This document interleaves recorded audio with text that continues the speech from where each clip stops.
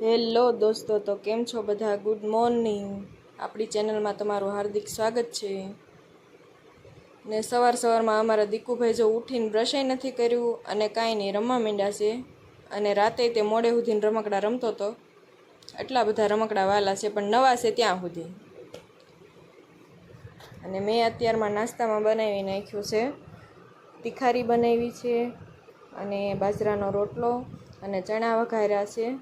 હાલો આવી જાઓ તમે પણ બધા નાસ્તો કરવા. ને નાસ્તો કરીને પછી થોડીક વાર મશીને બેસવાનું હતું, કેમ કે અમારે પ્રોસેસમાં કામ હાલતું હોય એટલે મનીષ કે થોડીક વાર મને મદદ કરે, એટલે એ ઓવરલોક મારે છે અને મારે સાઈડ સિલાઈ મારવાની છે. તો હું પછી ઘરનું બધું કામ મૂકીને અને મશીને બેસી ગઈ હતી સાઈડ સિલાઈ મારવા માટે.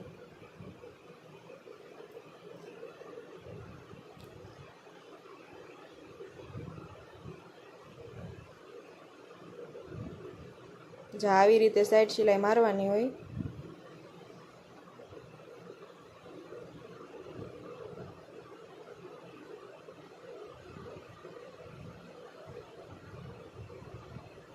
પછી મેં બધી સાઈડ સિલાઈ મારી દીધી. અને ત્યાં તો દીકુભાઈને કાલ 2 રમકડા બાકી રહી ગયા હતા, એટલે એ લઈ આવ્યા. કેમ કે સવારે જાગીને તરત કહેતો હતો પપ્પા કારે જવું લેવા, એટલે એ 2 બાકી હતા એ આવી ગયા. હવે રમકડા કેવા છે કમેન્ટ કરીને કહેજો હો પાછા.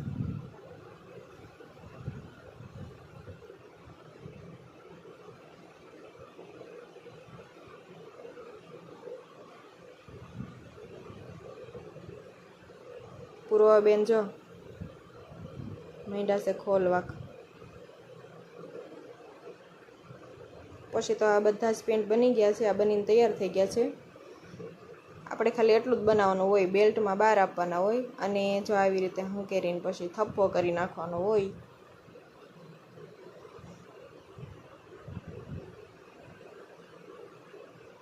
જે આ બધા હંકેરી નાખ્યા છે અને અહીંયા પડ્યા છે થોડાક કલર, હું તમને બતાવું. ટોટલ 10 કલર આવેલા છે, એમાંથી 4 બાકી છે અને 6 બની ગયા છે. પછી તો મારે ઘરનું બધું કામ બાકી હતું, એટલે કલર પૂરો થઈ ગયો એટલે હું લાગી ગઈ ઘરના કામમાં. પછી કપડાં બધા ધોઈ નાખ્યા, વાસણ કરી નાખ્યા અને કચરા પોતા કરી નાખ્યા.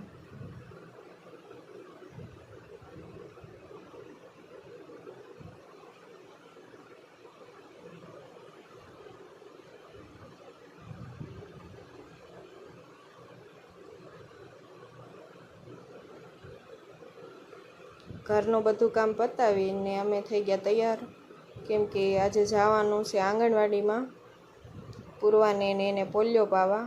તો તડકો થઈ ગયો હતો એટલે અમે બાઇક લઈને જતા હતા, કેમ કે આંગણવાડી થોડીક દૂર છે અમારા ઘરેથી. પછી તો 2 ભારુને પાઈ દીધો પોલિયો અને દીકુ બતાવતો હતો મમ્મી વિડીયોમાં મારું આંગળીનું નિશાન તો લે. ને પછી જો દીકુ રમતો તો ખાટલા નીચે, તો નાન્યા ઊંઘી ગયો રમતો રમતો. અને હું લઈ આવી છું સાડી ને કટલેરી ને એવું, કેમ કે મારે વડસાવિત્રીનું વ્રત ઉજવવાનું છે, તો એના માટે બધી વસ્તુ લઈ આવી છું. અને થોડીક ઘર માટે નહોતી એટલે આ ઘર માટે લાવી છું. અમારે તો ઉજવણીમાં આવવું હોય, તમારે કેવું હોય કહેજો. અને પછી થઈ ગયો ચાનો ટાઈમ, એટલે આપણે ઉકાળી નાખી ચા.